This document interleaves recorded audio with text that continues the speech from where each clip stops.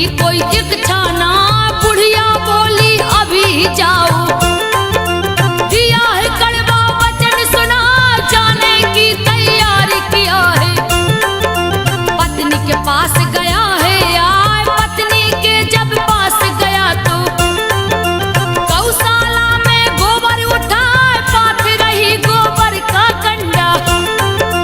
पत्नी से बोला सब चाह, जाता हूँ परदेस प्यारी।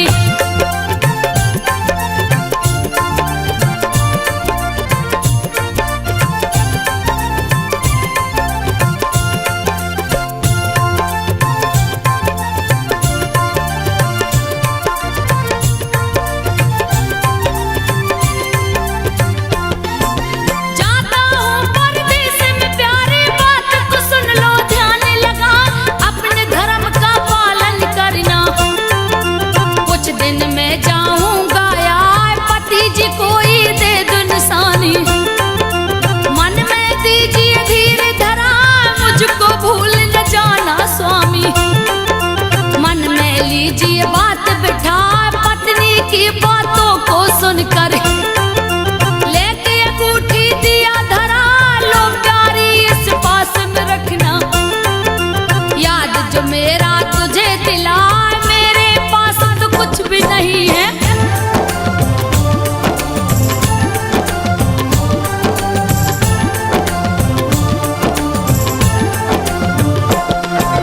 मेरे पास तो कुछ भी नहीं है, सोच के दी गोबर को लगा, पीठ पे हाथ की छाप छोड़ दी।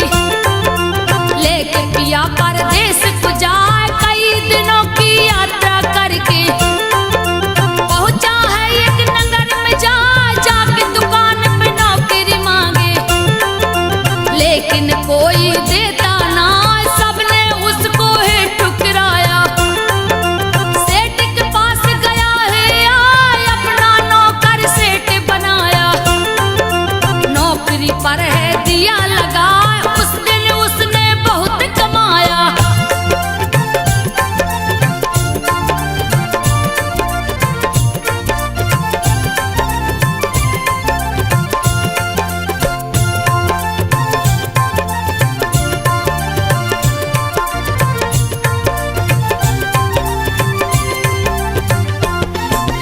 उसने उस दिन बहुत कमाया, खुशी हुआ लड़के को पाए, सेठ का सारा काम संभाला। ग्राहक भी प्रसन्न हो जाए, तेजी से व्यापार चला है। मेहनत ने फल दिया दिखाए, अपना हिस्सेदार बनाया। बहुत से धन को लिया कमाए, सेठ नगर को छोड़ चल दिया। गया संदेशा दूर से आए, सेठ ने अपना हिस्सा लेकर सौंप दिया सारा व्यापार, मालिक बन बैठा है लड़का।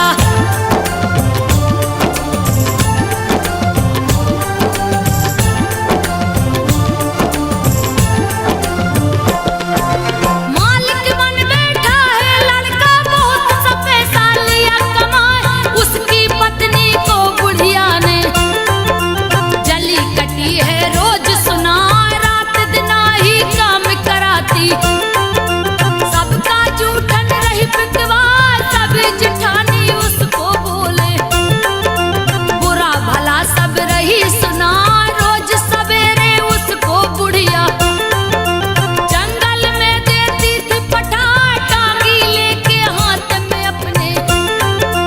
काट लकड़ियां निस दिन लाए, खाने में चोकर की रोटी।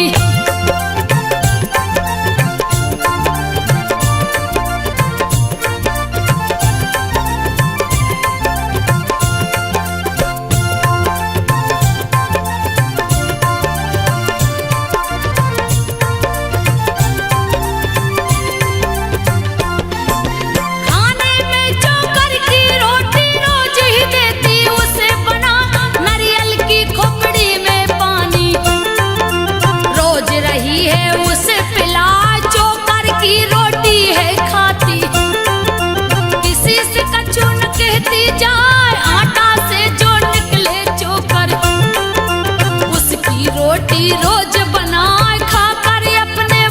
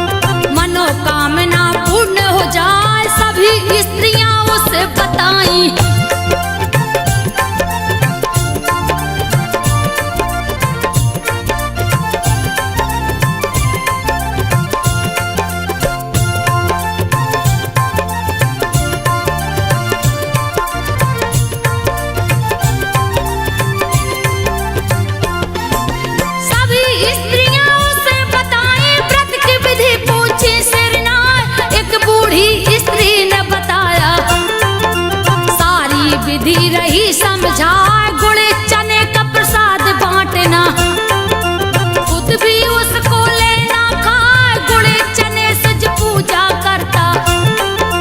संतोषी माँ प्रसन्न हो जाए, शुक्रवार को व्रत है रखते, सूर्य उदय से पहले नहा स्नान ध्यान से निवृत्त होके माँ संतोषी के मंदिर जाए, माँ के व्रत की सुने कहानी।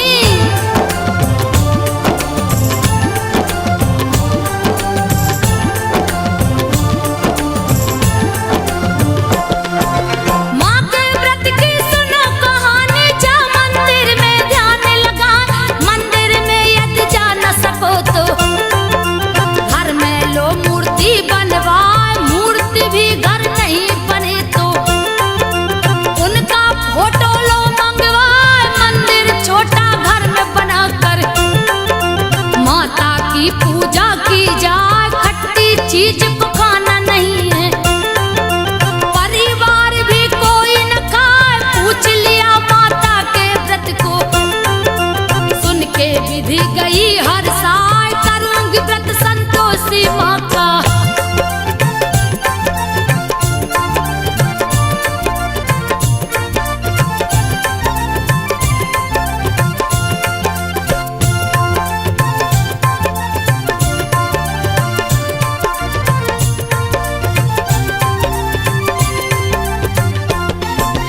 करूंगी व्रत संतोषी माँ का, अपने मन में लिया बिठा, जाकर लकड़ी को बेचूंगी, गुड़ चना सब लूंगी जुटाए, आने वाले शुक्रवार को पूजा करूंगी मंदिर जाए, उसने लकड़ी को बेचा है, सारा सामान लिया है जुटाए, माँ के मंदिर में जा पहुंची, अरज गरज सब रही सुनाए, मेरा पति परदेस गया माँ, लौट कुशल माँ घर को आए, माता का प्रसाद बाटी।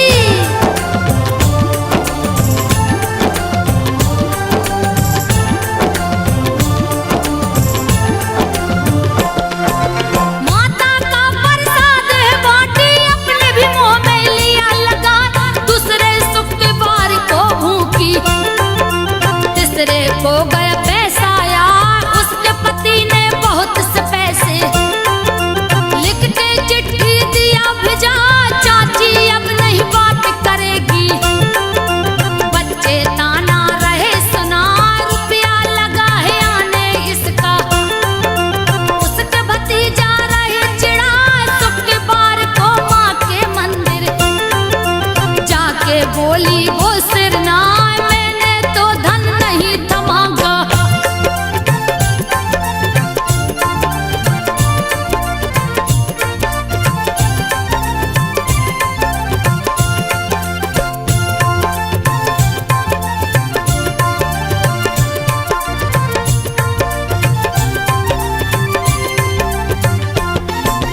मैंने तो धन नहीं थमागा, फिर क्यों मैया रही दिलाए, अपने पति को मांग रही हूँ, वापस कुशल माँ घर को आए, माता सुन के हुई आनंदित, उसके पति को दिया बुलाए, माता सपना दिखाई जाकर, तू अपने घर वापस जा, सुबह मित्रों को बतलाया, माता सपना में गई आई, घर आने की किया तैयारी, सारे मित्र मजाक उड़ाए, माँ संतोषी का व्रत रखा है।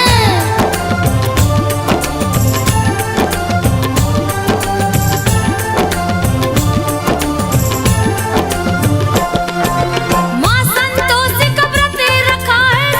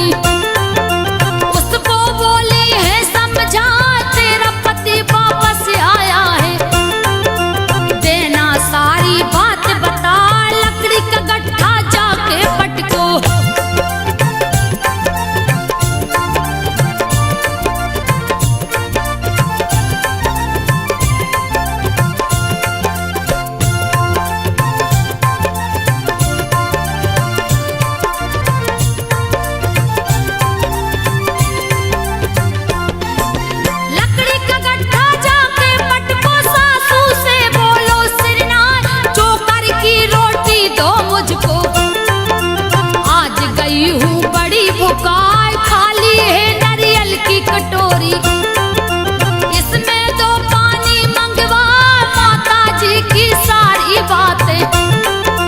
घर जा करके दिया सुनाए पति ने सारी बातें सुन के। माता से बोला सब कुछ कौन भिखारन है यह माता। सारी बातें दो बतलाई यही तो तेरी बहू है बेटा।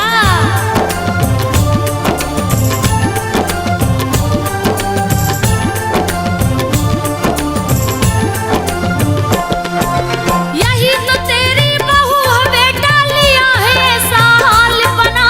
छोटा बेटा माँ से बोला चाबी दो मुझको मंगवाए, अब मैं दूसरे घर में रहूंगा। अलग मकान को लिया बना, शुक्रवार को पत्नी बोली। माँ के व्रत को लिया उठा, उसका उद्यापन करना है। पति ने दिया सामान मंगाए, माँ के कृपा से दिन पलटा है। दिया उद्यापन शुरू करा, ईर्ष्या करने लगी जिठानी।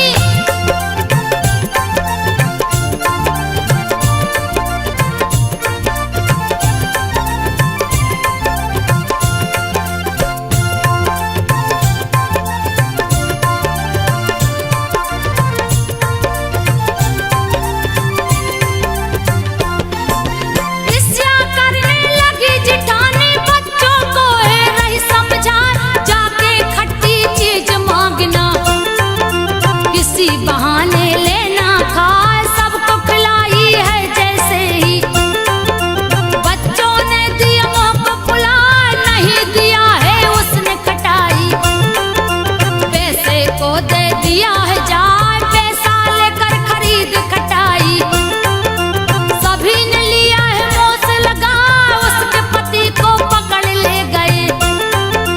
राजा के सिपाही आए, माता का व्रत भंग हो गया।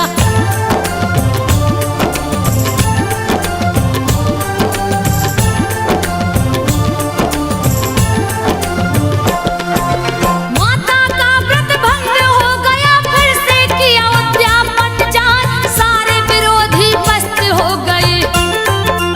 उसका पति गया है यार, फिर उसके दो बच्चे हो गए। माँ संतोषी हुई सार, गंदी बूढ़ी माँ बन आई। सबने दिया फटकार